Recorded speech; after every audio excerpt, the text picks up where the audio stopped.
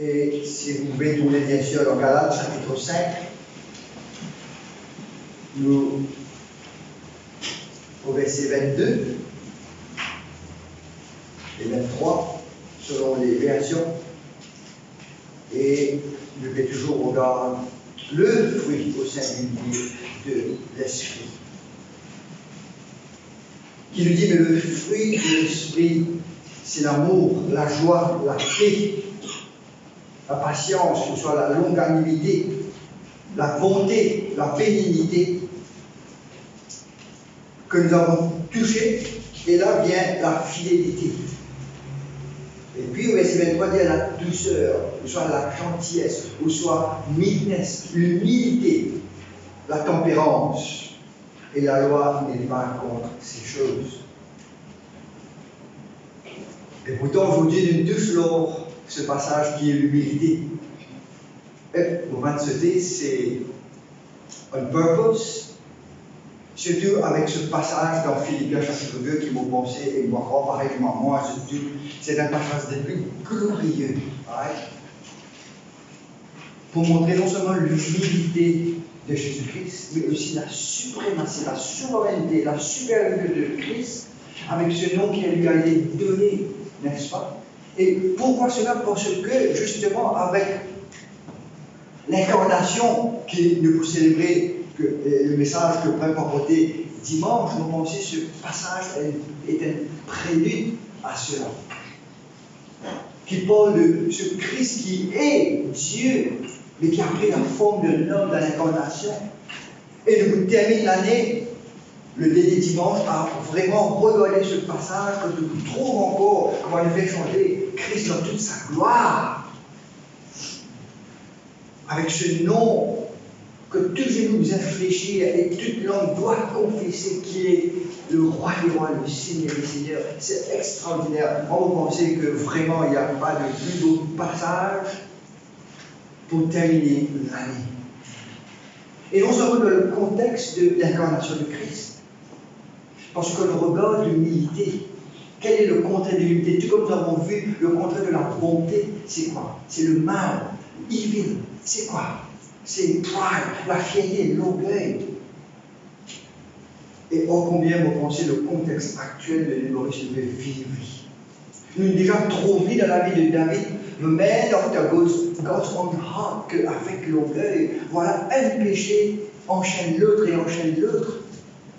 Jusqu'à ce que le prophète Nathan vienne et par la grâce de Dieu, le pousse et le convainc à vraiment son état de péché. Oh, combien nous prions continuellement pour chacun d'entre nous et pour ce pays, que les gens s'y promptent à nous humilier et à vraiment reconnaître notre état de péché et confesser vis-à-vis de ce Dieu qui est là pour nous prendre. Voilà le pourquoi le moment sera ne passe l'humilité avant la fidélité, mais soyez sans crainte. Vous pensez l'année prochaine, c'est beau de commencer avec la fidélité. Ouais. Tout comme nous l'avons trouvé, c'est la personne de Christ incarnée qui personnifie dans l'excellence. Tout ce fruit de l'esprit, c'est Christ lui-même. Et comment ne pas commencer, n'est-ce pas, l'année 2021 avec cette fidélité de Dieu qui nous pousse, nous aussi, à la fidélité vis-à-vis de lui et vis-à-vis des uns et des autres. Laisse-nous prier avant tout. Notre Dieu, notre Seigneur, encore une fois, combien nous voulons te remercier. Te remercier pour qui tu es pour nous, ce Dieu. Bien souvent, comme nous voulons le remercier, ce Dieu d'amour, ce Dieu de bonté, ce Dieu de miséricorde, ce Dieu de justice, ce Dieu de sainteté. Mais oh, combien aujourd'hui nous voulons te remercier particulièrement pour ce Dieu qui s'est humilié à venir marcher sur ce monde, sur cette terre avec nous pécheurs, dans ce monde déchu que toi-même tu as créé avec tes propres mains, comme notre frère a si l'habitude de nous rappeler. Ce monde que toi-même tu as créé, tu es venu pour que ce monde te crucifie. Oh, c'est l'exemple parfait de l'humilité. Et c'est ça que nous voulons voir et terminer l'année. Mais avant toute chose, nous voulons te rendre gloire. te rendre gloire parce que tu es digne et toi seul es digne d'être loué, d'être glorifié, d'être honoré, parce que toi seul es le seul vrai Dieu unique et véritable, qui s'est humilié pour, par ta grâce, nous révéler qui Dieu est. Ce Dieu insondable, ce Dieu inconcevable, ce Dieu, s'il ne serait pas révélé, nous vivons encore dans l'ignorance, dans les ténèbres et dans la noirceur, à vaguer de les pires passions de notre chair, à vaguer de nos péchés, à prendre plaisir dans tout ce qui est de ce monde, et éventuellement nous trouver sur cette grande route qui mène à la destruction. Mais ô combien, Seigneur, de ton amour et pour ta gloire, tu nous as sauvés afin que nous puissions être ce peuple qui puisse témoigner de cet amour immuable, éternel, inconditionnel qui se trouve en Jésus-Christ, et aussi de cet amour commun que nous voulons en tant qu'Église partager à ceux, comme nous avons entendu dans l'annonce, à ceux qui en ont besoin, matériellement, physiquement, financièrement, et aussi, Seigneur, comme nous le savons, le plus grand bien, c'est de connaître la bonne nouvelle de Jésus-Christ, qui est venu nous pardonner nos péchés. Et combien nous prions, semaine après semaine, dimanche après dimanche, que tu fasses ton miracle, le plus grand de tous les miracles, dans les cœurs de tous ceux qui ne te connaissent pas encore. C'est dans le nom merveilleux de Jésus-Christ que nous te prions. Amen. Amen.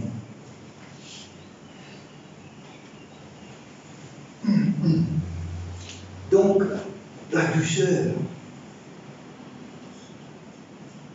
gentleness, peut-être un mot qui bien souvent nous série moins, meekness. Mais pour pouvoir résumer tout cela avec toute la nuance, nous allons nous servir de ce mot qui est plus courant dans notre vocabulaire de tous les jours, l'humilité. L'humilité, comme Philippiens se sert de ce mot pour décrire Christ. Dieu, le Fils, il ajoute sur sa personne cette chair, cette parole qui se fait chair, pour venir sur cette terre, non seulement mourir, mais mourir comme un vulgaire criminel sur cette croix, comme un maudit de Dieu. Voilà ce que nous allons voir aujourd'hui. L'humilité. Mais avant ça, pour voir tout comment nous le faire avec la bonté, le regard de ce qui est humble, nous allons définir justement le contraire, l'opposé de l'humilité, qui est, comment dire, l'orgueil. L'orgueil de cette vie, comme Jean veut le dire, qui est tout à fait contraire de l'amour de Dieu. Que tout chrétien, sans exception, fait face. Et bien souvent, comme nous l'avons étudié les mercredis, pour nous chrétiens, il n'y a pas de petit péché, il n'y a pas de grand péché. Parce que trop souvent, on trouve ce péché de l'orgueil que bien souvent, beaucoup de gens ne voient pas au plus profond de notre cœur, comme quoi? Comme l'anglais le dit, a respectable sin. Que nous pouvons de temps en temps commettre avant de l'orgueil dans notre cœur. Par contre, c'est en guillemets grand péché, comme la jalousie, l'amertume, ou soit LGBT, l'homosexualité, le viol, le crime, l'adultère. Ah, ça, bien sûr, on va pour tous à cela, que Dieu ne permet pas ça dans ma vie, mais par contre, l'orgueil, comment le dire, il n'y a pas de petit péché mignon. Ah, ça, somewhere, somehow, laisse-moi mettre un petit peu en avant. Ça, je peux le permettre. Bien sûr que non, chers frères et sœurs, chers amis. Parce que comme Taleb vous regardez dans le proverbe, c'est le commencement de la chute.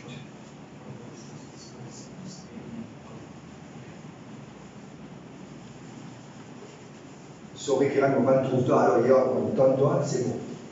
Et dans le business, tout le temps, notre CEO nous rappelle que business, et bien sûr, vous mettez en face, et bien sûr, il y a deux facteurs. Business is all about, number one, location, number two, location, number three, location. Pour vous dire qu'il n'y a pas d'autre aspect dans le business, je peux vous dire que voilà qui est primordial si nous voulons, bien sûr, selon ce monde, la télévision, un bon emplacement. Et aujourd'hui, vous êtes, si nous regardons le monde, nous sommes capables de dire the word is all about quoi? Pride. Pride. Pride. Et je veux dire comment moi je vis cela, c'est qu'aujourd'hui, avec tous les apps sur votre téléphone, quel que soit, you name it, et là tu peux me donner une liste de tous ces apps qui, dans le média, qui montraient que voilà, moi tu es dans tel endroit. Pour moi, monte sa montagne là. Voilà que tu étais. Avant qu'il ne serait-ce beaucoup à ce plat, à ce dessert, tout le monde finit comme des mamans. Waouh, Jean-Marie, écoute, tel plat. Ah, tiens, une photo, un selfie avec Marc Boccarat, pas encore. Voilà.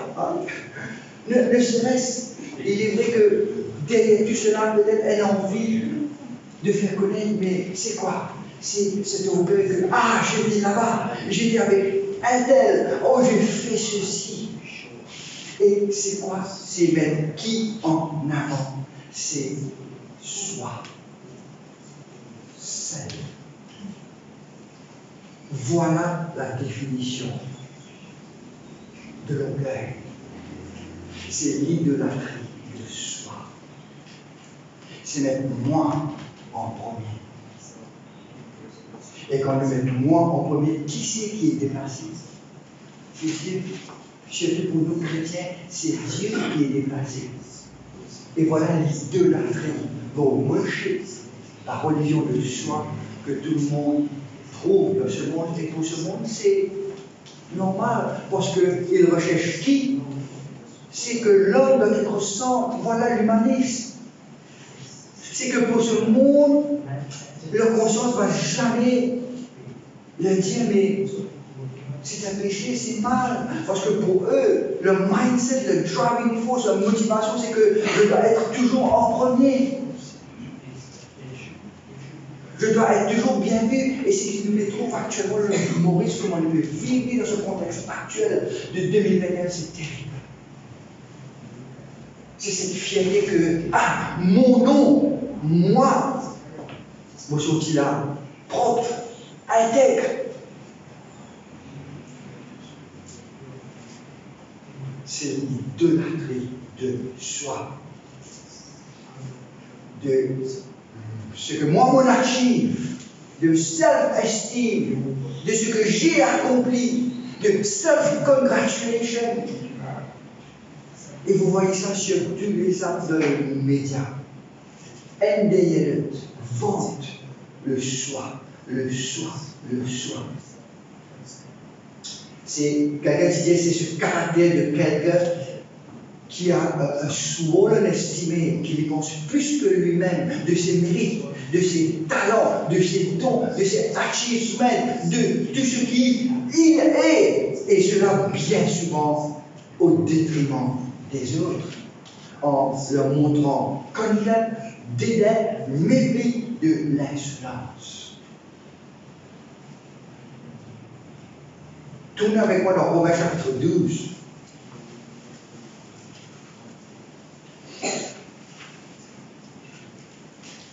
Un chrétien avait dit que pride is the mother sin de notre vie. The essential element in all sin. C'est de prendre la place de Dieu. Nous l'avons vu déjà dans le Jourdain. You will be like God. Vous serez comme Dieu. Prenez sa place. Et regardez ce que Romains chapitre 12, c'est tout le contraire. Au verset 3, dit-nous, encore une fois, c'est ça tout le contraire. Par la grâce. Nous qui comprenons ce mot grâce, unmerited favor. Nous sommes qui nous sommes sans l'avoir mérité. Nous avons ce dont nous avons sans l'avoir mérité. Par la grâce qui m'a été donnée, je dis à chacun de vous, de n'avoir pas de lui-même une trop haute opinion. Mais, voilà le contraste, de revêtir des sentiments quoi? Modestes, selon la mesure de foi que Dieu a départie à chacun.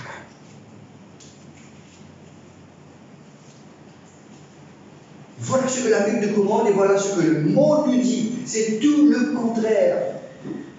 Que les gens, le monde nous trouve nous d'une façon vraiment waouh, pour nous dire waouh.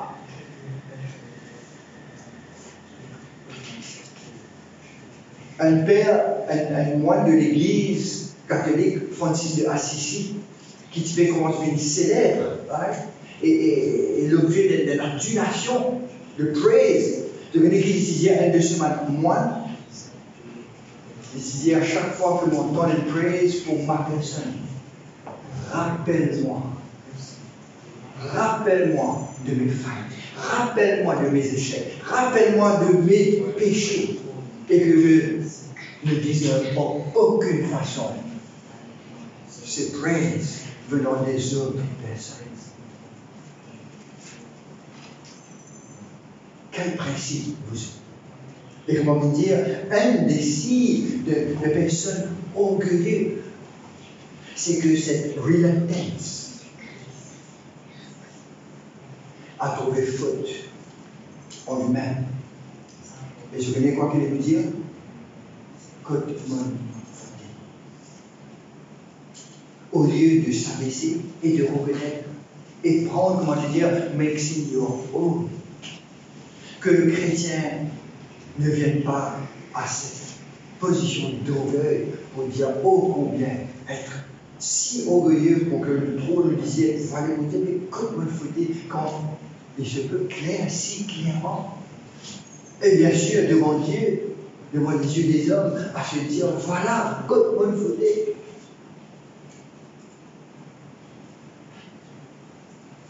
Et en combien, comme on nous dit, notre conscience doit être vraiment sensible, sensitive à tout ce que Dieu est.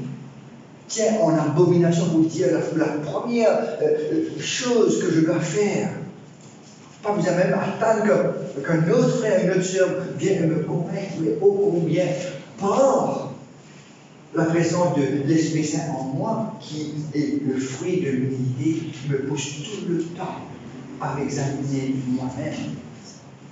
Et je vois, est-ce que je sois moi, le soi en moi, est en train de prendre la place de Dieu. Et se dire, silencieusement, oh, I did it somehow, somewhere, my way. Je l'ai fait par la force de ma sagesse, par la force de mes talents, par la force de mon intelligence. Voilà, ah oui, voilà l'orgueil. C'est que je l'ai fait. I did it. C'est comme le modèle de Nike, la plus grande marque sportive. Just do it. By yourself. Achieve. Et cela me rappelle très bien une des branches Ineos, on va de suivre le marathon, right, qui rassemblait toutes les conditions idéales pour que un marathonien court le 1000 en 2 temps. Et après, c'était quoi? Waouh, l'adulation, praise, la mort. Et je veux quoi? Les ventes, ils montent en flèche. Pour le point de vue de Nike, comme je dirais, c'est Nike qui me fait la personne, alors et court plus vite. Voilà c'est quoi l'orgueil. C'est l'idolâtrie de soi où nous déplace Dieu dans notre vie et nous met soi, moi en premier. Et tout tourne autour de soi, de moi. Et nous recherchons quoi? The praise of man. À me mettre et à me garder sur ce pédestal. Et je connais quoi? On peut faire absolument tout pour que vous reste sur ce pédestal. Et bien sûr, pour nous chrétiens, comme on peut nous dire, et vous rappelle, c'est cette réticence, c'est ce manquement à vraiment trouver ma faute et demander pardon. C'est cette réticence, c'est ce moment à venir vers d'autres personnes et dire, frère, sorry, ou une pêche contre toi, sur une bonne fauteuil. S'il te plaît, pardonne. Examinons nous-mêmes, chers frères et sœurs, est-ce que nous avons cette eagerness, cette promptness à venir et à s'humilier. On va dire comme Christ la semaine prochaine, dans 2 semaines, on va voir ça, c'est t'humilier pour prendre ta place, ma place sur cette croix, en tant que le maudit de Dieu, cloué sur cette croix, réservé aux plus vils des criminels. Voilà ce que l'orgueil. Donc, it is not a respectable sin. Ce n'est pas un péché que nous devons traiter à la légère, mais traiter avec tout le sérieux. Parce que, moi, nous ça commence par le cœur. Et de se dire, je l'ai fait. Je l'ai fait.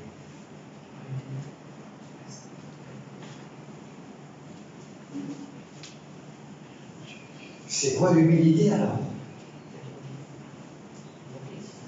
L'humilité, c'est pas simplement, comment le dire, trouver, avoir a low view of self. Mais je connais quoi? L'humilité, c'est d'avoir la bonne connaissance de qui je suis et de qui Dieu est. Et de ce que Christ a fait pour moi, et de me dire que dans cette vie ici-bas, tout ce que je suis et tout ce que je fais est par grâce. C'est pas simplement, le vivre, il va pas faire cela. Non, c'est pas cela. C'est pas simplement d'être modeste. Parce que quelquefois, vous pensez la personne la plus modeste est peut-être la personne la plus orgueilleuse. Parce que s'il y a une fausse modestie, la vraie humilité, c'est de reconnaître, acknowledge qui je suis devant Dieu. Un pécheur qui ne mérite rien. Et la seule chose que je mérite en tant qu'un pécheur devant ce Dieu 3 fois saint est quoi? La condamnation et la destruction éternelle. Justement, vis-à-vis de ce Dieu saint, je mérite la mort. Le salaire du péché, c'est la mort. Mais le don gratuit de Dieu, c'est la vie éternelle en Jésus-Christ. Voilà. Celui qui donne a eu, par la grâce de Dieu, les yeux ouverts, les oreilles ouvertes pour entendre l'évangile et répondre humblement. Il s'est mis sur ses genoux, quel que soit physiquement et intérieurement, et il réalise son état de perdition. Qu'il est perdu à jamais, qu'il est hopeless sans Christ. Et à partir de ce jour, il se donne totalement à Dieu. Et là, il réalisait que toute sa vie, tout ce qui était, tout ce qui est now, is by grace alone. Voilà l'humilité, chers frères et sœurs.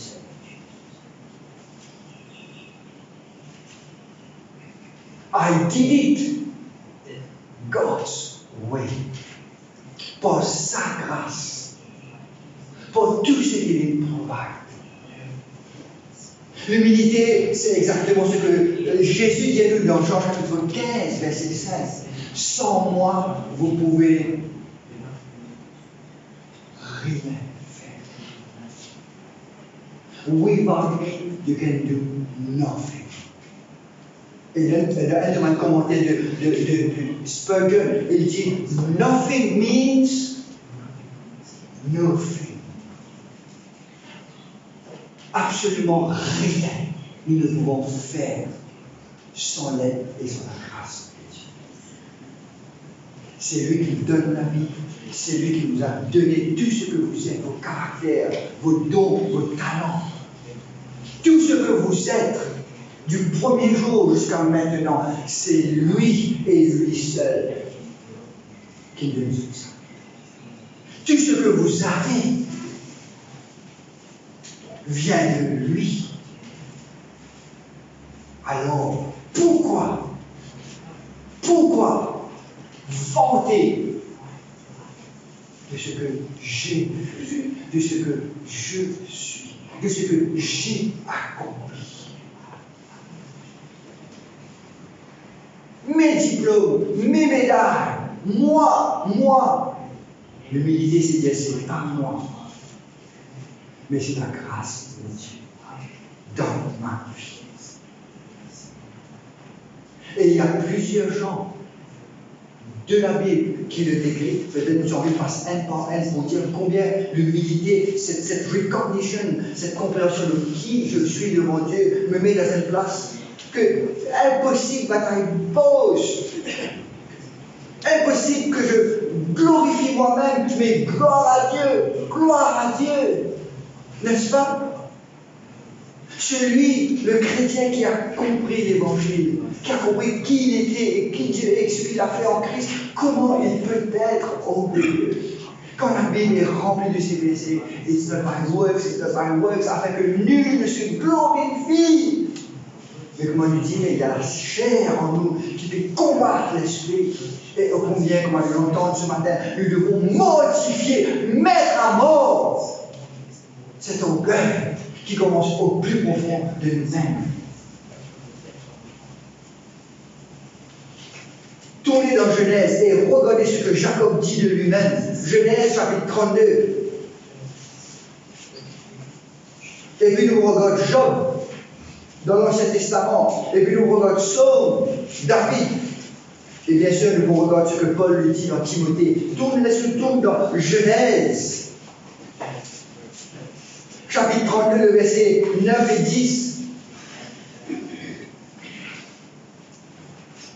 Et Jacob dit, Dieu de mon père Abraham, Dieu de mon père Isaac, l'Éternel qui m'a dit, retourne dans ton pays et dans ton lieu de naissance, et je te ferai du bien. C'est tout de Dieu. Et au verset 10, qu'est-ce qu'elle dit? Oh, je suis trop petit pour toutes les grâces et pour toute la fidélité que tu as usée envers ton Seigneur, envers moi. Est-ce que vous vous êtes déjà dit cela?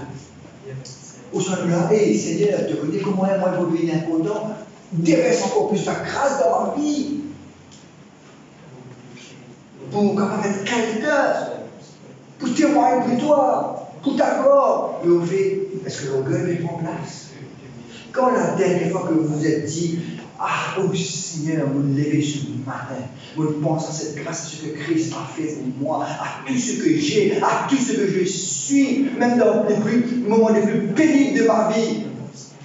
Quand vous vous êtes dit, je suis trop petit pour toute ta grâce, pour toute ta bonté, pour tout ce que tu fais pour moi, et je ne mérite en aucune façon ces choses. Ou soit nous sommes là pour dire, mais Seigneur, pourquoi? Pourquoi moi, Seigneur? Tu vas te casser, choisir mon frère, vous savez pas là. Pourquoi moi? Quand la dernière fois, voilà comment nous devons nous réveiller chaque matin et nous dire que je suis trop petit, je suis trop le dernier des derniers pour recevoir toute cette grâce de ta part. Qu'est-ce que je mérite sinon la condamnation? Mais tu m'as fait grâce. Aujourd'hui là, me disais mon mérite de mourir parce que j'ai péché, mais par le sang de Jésus-Christ, tu m'as pardonné. Job chapitre 40.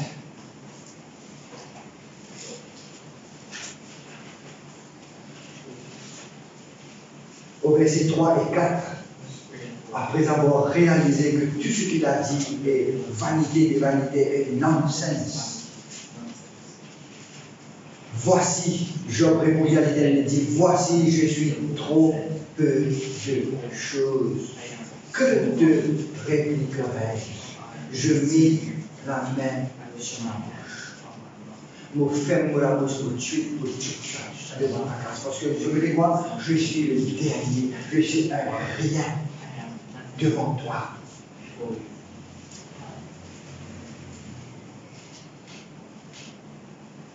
Ou même le psaume 22. The man after God's own heart. Un psaume de David. Psaume 22, verset 6 ou 7 selon l'évélation. Regardez ce que David nous dit. Moi, je suis le roi d'Israël. Je suis cet homme après le cœur de Dieu, ce qui est vrai. Mais il réalise son état devant Dieu. Et je suis quoi? Un ver et non pas un homme. Le propre des hommes et le méprisé du peuple. Tous ceux qui me voient se moquent de moi. Ils ouvrent la bouche, secouent la tête. Eh bien, vous savez quoi? Si nous faisons cela pour la gloire de Dieu, à cause de notre foi en Dieu, il n'y a pas plus digne que cela. Parce que je connais quoi? Je suis exactement l'exemple de notre maître, Ésaïe 53. Méprisé de tous. Le propre des hommes. Où soit le péché, la gloire des hommes. Dites-moi-le, où vous soyez, dans votre lieu de travail. Quel que soit le poste que vous occupez, quel que soit le sport que vous faites. Quels que soient les diplômes, les degrés, les masters que vous avez. Est-ce que pour Christ, vous êtes prêt à être le propre des anges? Pour la gloire de Dieu.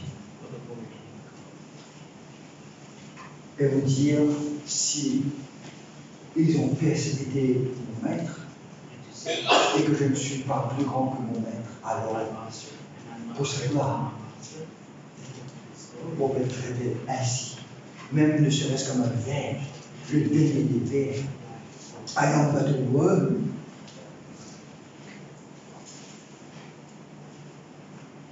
Et comme on le connaît dans Timothée, qu'est-ce que Paul dit à Timothée? Que Christ est venu sauver des pécheurs. Et qu'est-ce qu'il est? The chief of sinners.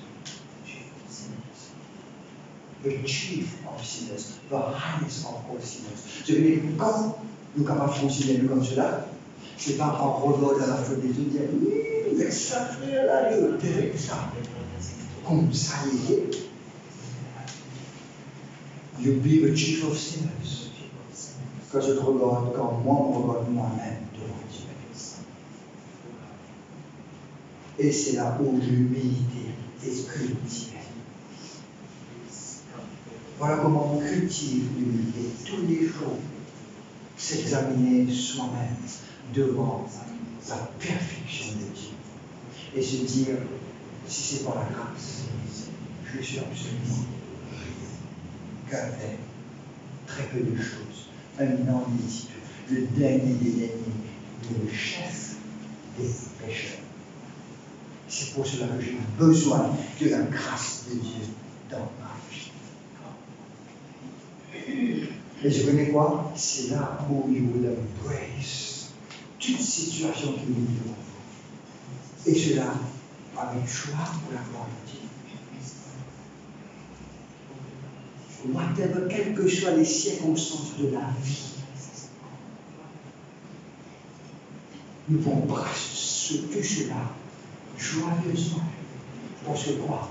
Je vais suivre le chemin de Christ. Parce que Dieu, le but, c'est de me façonner, pas pour mon bonheur, pour me façonner pour mon bien, qui est la gloire de Dieu, à la ressemblance de Christ, qui est mon précurseur. Et si lui, il a été haï, persécuté, à être traité comme un criminel, crucifié comme un maudit de Dieu sur cette croix, qui m'ont été? Qui tu étais? C'est là comment tout à me dit à mes enfants que je vais accepter un gold medal. Tu aussi comme un silver medal. C'est là que je vais accepter le gold medal comme j'étais le premier par la grâce de Dieu. Et moi accepter la médaille d'argent comme une motivation et montre-moi, ah, qui fait l'émission qui peut vraiment sortir, c'est bon. Moi, je vais la médaille d'argent parce que I am the first loser. C'est là qui est capable de dire ça. I am the first loser. Parce que personne ne va contempler. Who be loser? Mais si c'est pour la gloire de Dieu, eh bien, to lose is to gain pour la gloire.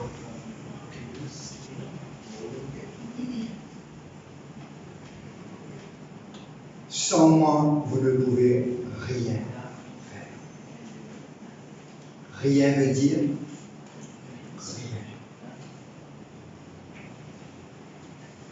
Tournez dans 1 Corinthiens chapitre 4, vous autres. Et regardez comment Paul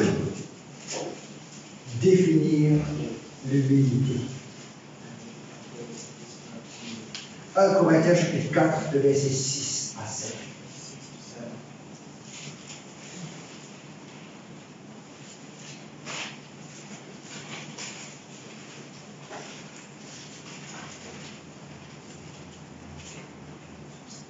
Un Corinthiens 4, verset 6 à 7. Et moi, je connais dans cette église, il y a tant de divisions, n'est-ce pas? Le contexte, je connais tant de divisions. Moi, je suis Paul, moi, je suis Apollos, moi, je suis Maël. Ah, les plus doués, les plus corrects, il y en a plus de dons, les plus talentueux, les plus caring. Voilà l'église, comment elle est divisée.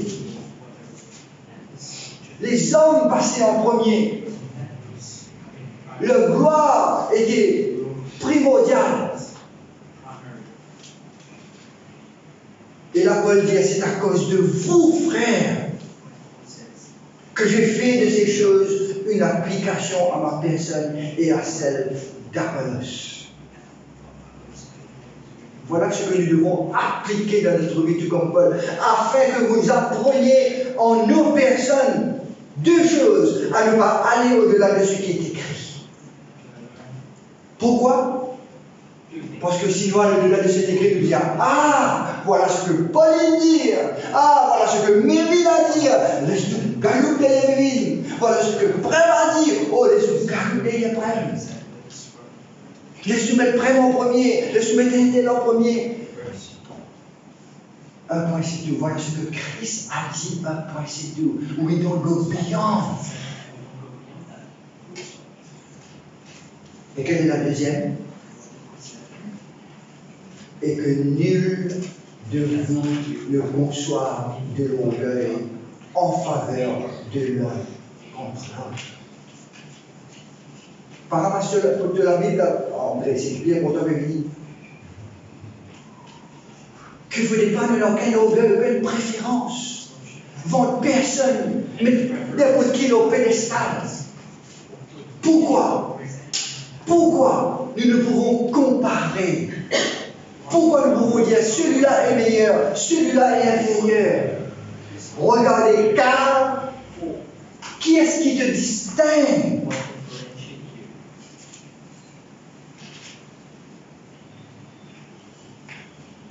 Voilà des questions rhétoriques. Qu'as-tu que tu n'aies reçu? Et si tu l'as reçu, pourquoi te glorifies-tu comme si tu ne l'avais pas reçu? Qui c'est qui te distingue? Qui c'est qui trouve toi si différent? Il se peut le monde capable de trouver différent. Oh, ça là, il y a un diplôme, ça là, il y a un degré, ça là, il y a une manche.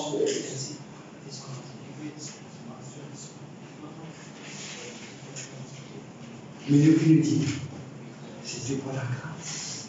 Oh, Dieu a permis qu'il reçoive un diplôme. Dieu a permis qu'il devienne premier, mais d'accord. Dieu l'a permis parce que tout ce que nous voyons, tout ce que nous sommes, nous l'avons reçu.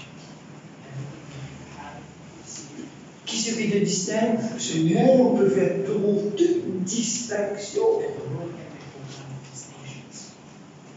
Mais nous trouvons égales, mais différents par la grâce. Et la deuxième question vous êtes, qu'as-tu que tu n'aies reçu? Voilà la grande question de l'humilité. Pose-vous cette question. Qu'as-tu que tu n'aies reçu?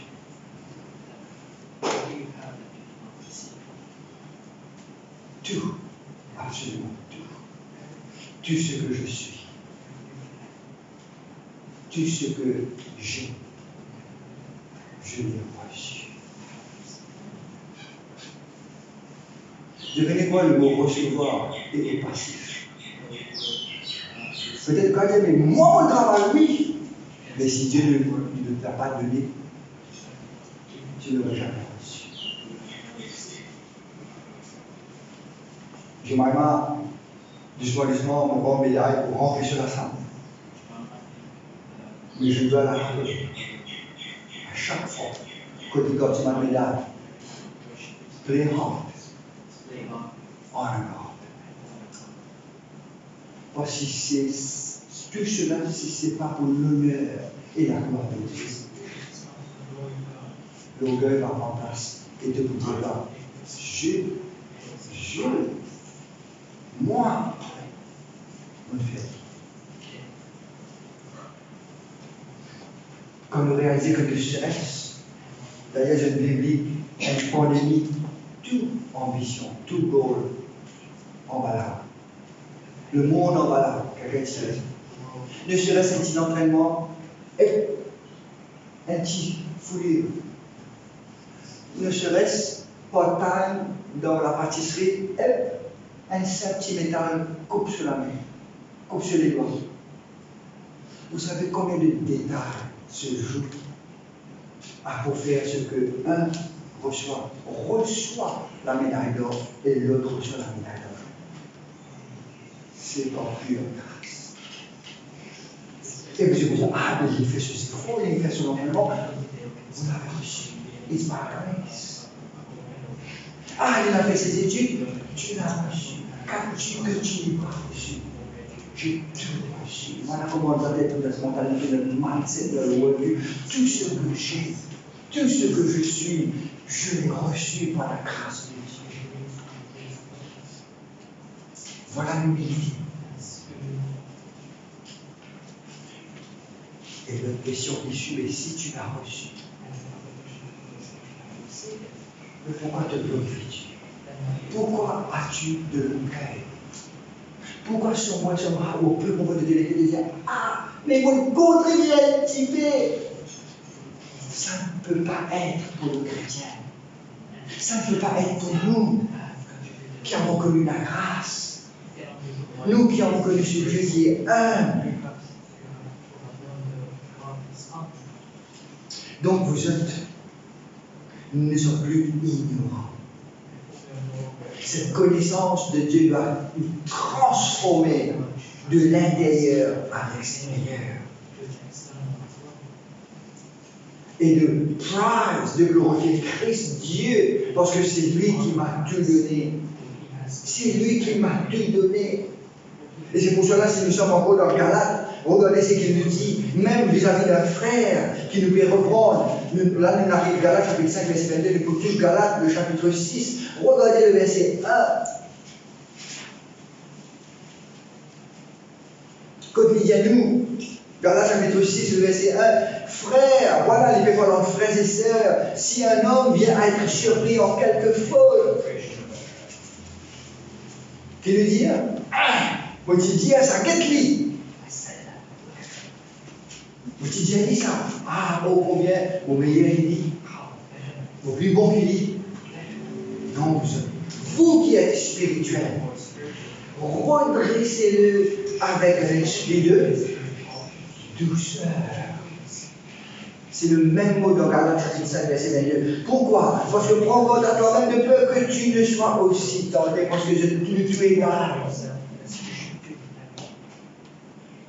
Il suffit que moi-même, petit carton de ce péché-là. Donc, invente-toi, peine à l'orgueil pour croire que tu es plus supérieur, tu es plus mature, tu es plus mieux, tu es plus spirituel. Prends garde, reprends-le avec cette même humilité.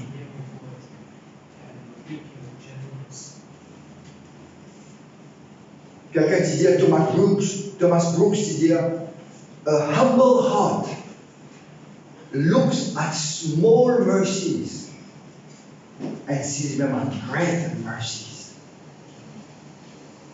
A humble heart looks at great afflictions and he sees small afflictions. A humble heart looks at small afflictions and sees them as great afflictions. Parce que tout cela vient de Dieu avec un but précis pour nous façonner à la gloire de Jésus-Christ. Alors, comme Pierre nous a dit, humble myself, therefore, under the mighty hand of God. Voilà ce dont nous devons être, nous devons vivre. Parce que Christ même a été un exemple pour nous, et il a souffert pour nous. Voilà ce que nous avons vu aujourd'hui. L'orgueil et l'humilité.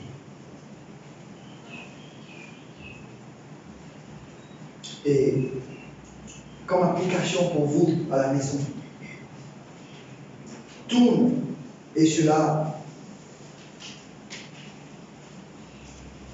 pour notre examen de soi. Si vraiment nous sommes dans un chemin, de ce chemin-là, Proverbe 18, verset 12 qui dit,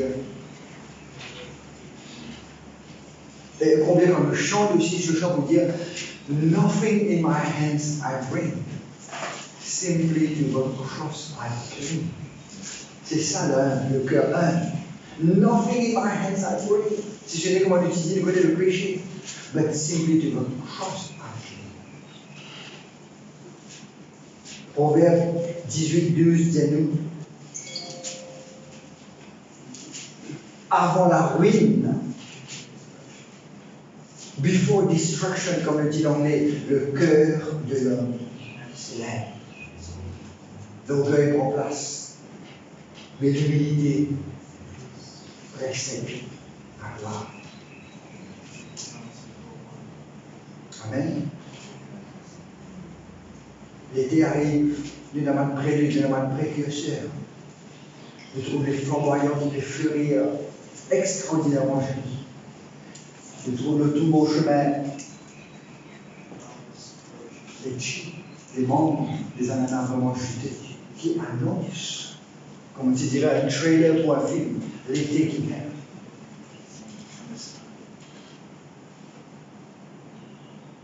Si vous voulez que la gloire vienne, pour Dieu et pour Dieu seul, votre trailer doit être humilité. Ici, c'est l'orgueil. C'est le commencement de la vie. Voilà ce que Dieu nous dit. Laisse-nous prendre garde. Voilà les deux sont Seigneur, notre Dieu, notre Père, oui, c'est vrai. L'année 2020 a été entachée de ta providence. Nous sommes capables de dire que God providence is of life. Mais dans tout cela, tu nous as humiliés. Tu as humilié toute l'humanité, ce monde de technologie et d'avancement des plus sophistiqués pour nous mettre à genoux et nous garder sous une protection des plus divines, et cela où? De notre maison,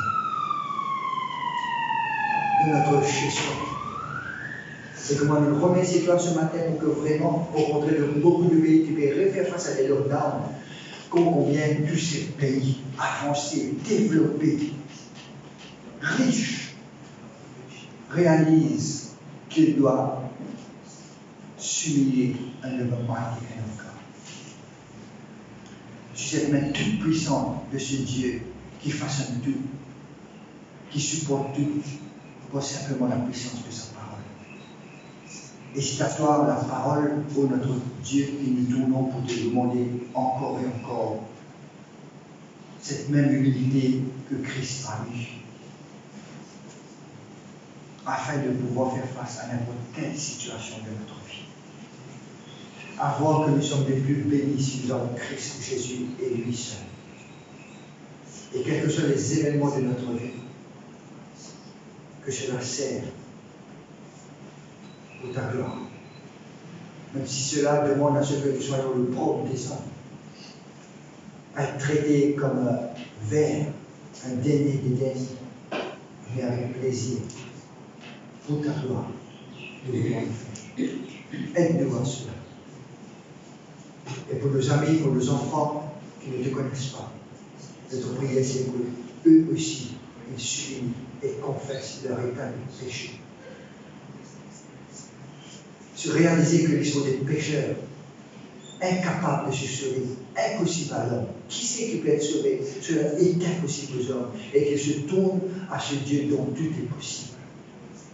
Et que tu leur donnes, leur accordes cette repentance et cette foi en Jésus-Christ.